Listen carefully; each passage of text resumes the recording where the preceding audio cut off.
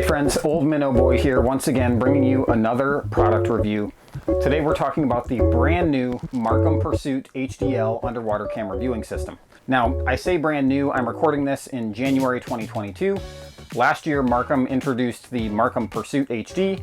Today we're talking about the all new for 2022 HD L version. Now, the L stands for lunker. Now, the L stands for lithium, as this unit now packs a brand new 8800 milliamp hour lithium ion battery pack. However, don't be tempted to think that that's the only difference between last year's version and the new L version, because it's not, and we'll talk more about that in a few minutes. Now, if you're new to the channel, you might not know that last year I reviewed a budget option. I'll link that above, but this year I wanted to upgrade to a higher quality unit. I researched all of the available options from Vexilar, Marcum, Aqua Vu, and ultimately ended up pulling the trigger on the Pursuit HD L, and I don't regret it. Now, this is not a budget camera system coming in at a current price of $500, but it's also not the most expensive either. It's about half the price of a new Aqua Vu HD10i, but it's not the same camera either. If you're not interested in all the dirty details and just want my quick opinion on this camera, let me say I absolutely love it and think that it is a great system for most people. Like most products, there's pros and cons depending on how you use it, and it's no different with this camera system. Now, I've already put over 100 hours on this unit this ice season, and I can say it has not let me down once yet, and it's perfect for what I use it for. That being said, let's dive into all those dirty details. The Pursuit HD L here is a very compact camera system with just a 5-inch screen. The entire unit inside the carry case is roughly the size of 3 bananas. That's a little larger than a 100mm Frostbite Tantrum and a little smaller than your Milwaukee drill.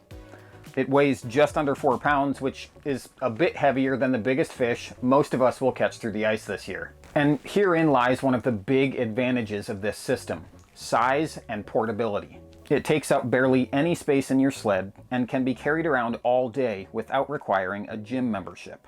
But don't let its size and weight fool you. This system packs a big punch in a small package and actually has more features and functionality than most larger competitors. So let's list all the features quickly first and then talk about why they matter. It's got a 5-inch 1280 by 720 HD viewing screen, built-in DVR recording at true 1080p Full HD in MP4 format, a micro HDMI out port, water temperature sensor, camera depth and direction sensors, a 1080p camera with a 110-degree viewing angle, along with integrated adjustable LED and infrared lighting. The camera is connected by a 50-foot reinforced cable on an integrated cable reel, a 5-button control interface, and a standard 1/4-20 thread mount on the bottom of the unit. Finally, this is all housed in a durable soft-sided case with handle and detachable shoulder strap. Included in the box are a micro USB charging cable and wall adapter, and a micro HDMI to full-size HDMI adapter for video out.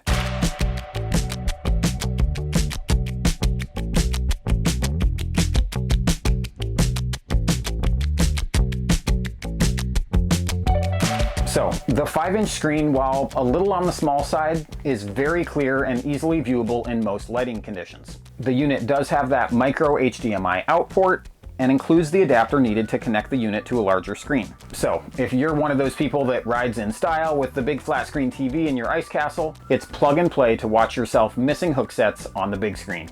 The screen brightness is adjustable and easily accessed through the simple menu system. And speaking of the menu system, it's not bad and is pretty straightforward.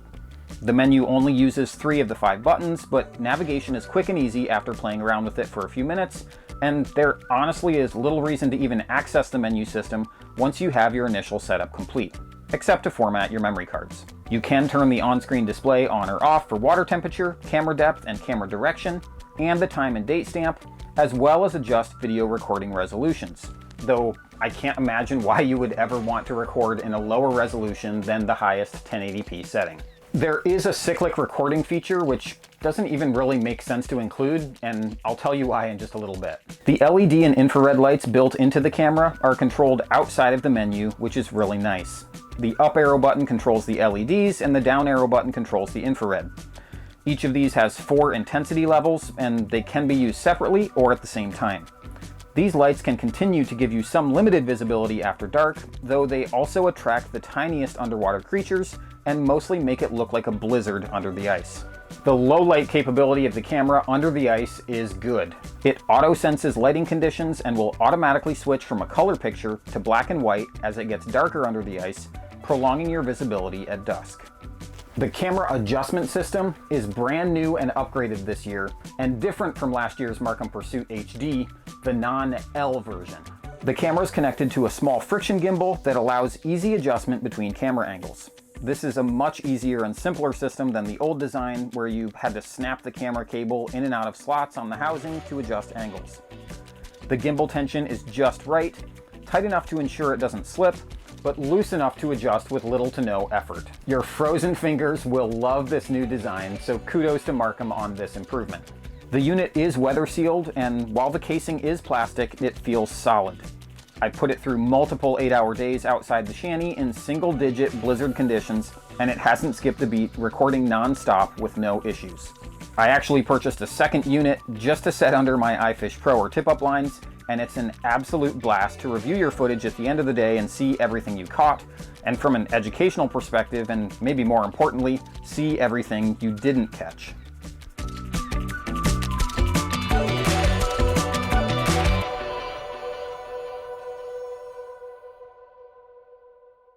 So, the number one purpose of any underwater camera system is no secret. It's to pull back the curtain on the mystery of what's happening below the surface of the water. And this Marcum unit excels at that most important function. If you're looking for a clear and clean image, look no further. The 1/3 inch CMOS sensor in the Pursuit HDL's camera produces great clarity underwater. Here's a real-life side-by-side comparison with my budget Yo-Yo camera from last year. Both cameras, side by side underwater, recording the same pike strike at the same time. Besides the Marcum having a significantly wider field of view and recording at 1080p versus 720p, the Marcum clearly captures the action in much greater detail and clarity, which you should expect at more than twice the price of the budget Yo-Yo camera. Battery life is good from the internal lithium-ion battery, between 5 to 6 hours, regardless of whether you're recording or not. I personally tested this from fully charged to dead empty on multiple occasions.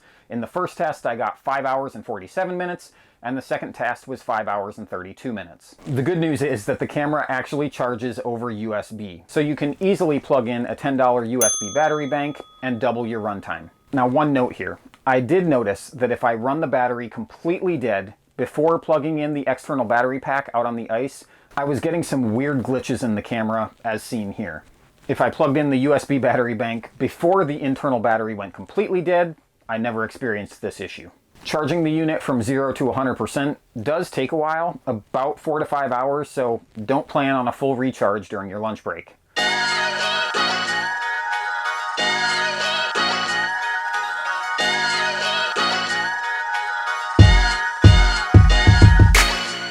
And this brings us to the biggest question. Is this the right camera for you? If you're mostly interested in just setting up a stationary camera inside your shanty and watching yourself jig below the ice, then there are probably a couple other options from Marcum or other manufacturers that could save you $100 or more and would serve you very well. However, if you fit into either one of the other two use cases, which I'll describe, then I personally believe that the Pursuit HDL is your best option. First, if you're the run and gun type, dropping your camera down dozens of holes a day, looking for weed lines, breaks, and structure, this camera system can't be beat. The size and portability, combined with the integrated cable reel and management system, is truly unmatched. Second, if you're a content creator and enjoy sharing your recorded underwater footage with family, friends, or just on the Facebook bragging groups, then this is a great option as well. Dollar for dollar and pound for pound, the recording capabilities of this unit are unparalleled. While the higher-end Aqua Vu units do have camera and image quality on par with this unit, they don't have internal recording, which means you have to spend at least an extra $100 on a video capture device, HDMI cable, and fiddle with getting everything set up correctly each time you want to record. The HD7i Gen 2, the cheapest Aqua Vu unit with a true 1080p camera, comes in at over $600. Add the capture device and you're over $700 for a bulky and cumbersome package. none of them come close to the convenient form factor and size of the Pursuit HD L. Now, Aqua Vu does have their Micro series with a similar size and form factor to the Pursuit, but it doesn't have a 1080p camera, so not really comparable, and would only save you 30 bucks anyway with the current price tag of $469. And speaking of recording, the Pursuit HDL produces MP4 video files that can easily be played on your computer, your tablet, your phone, without any special software or transcoding needed. You can also set the video file recording length to either 3, 5, 10, or 15-minute intervals. I love this feature because it means I don't have to spend hours and hours searching through dozens and dozens and dozens of short 2-minute video clips at the end of the day, trying to find the specific clips that have the action. Now, for the geeks among us, a few quick tech specs on the video files themselves. The camera produces 1920 by 1080 MP4 video files at 30 frames per second. A 15-minute file is 948 megabytes, meaning you could record approximately 16 hours of footage on a 64 gigabyte micro SD card and 32 hours on a 128 gigabyte card. And speaking of micro SD cards, there's no card included in the box. So you'll either need to purchase one or steal it from your kid's Amazon Fire tablet that they haven't touched in 4 years since you bought them an iPad, which cost more than a 40-volt StrikeMaster. This recording length of 32 hours on a 128 gigabyte card really makes the cyclic recording feature I mentioned earlier pretty much irrelevant. If you're not familiar with the term, cyclic recording simply means that if your memory card becomes full, the unit will allow you to continue to record by automatically deleting the oldest clip. I guess if you never dump your SD cards, this could hypothetically come in handy for you, but if you're a creator, you're likely dumping your cards at the end of every day anyway and formatting them, so this would really not be of any benefit to you.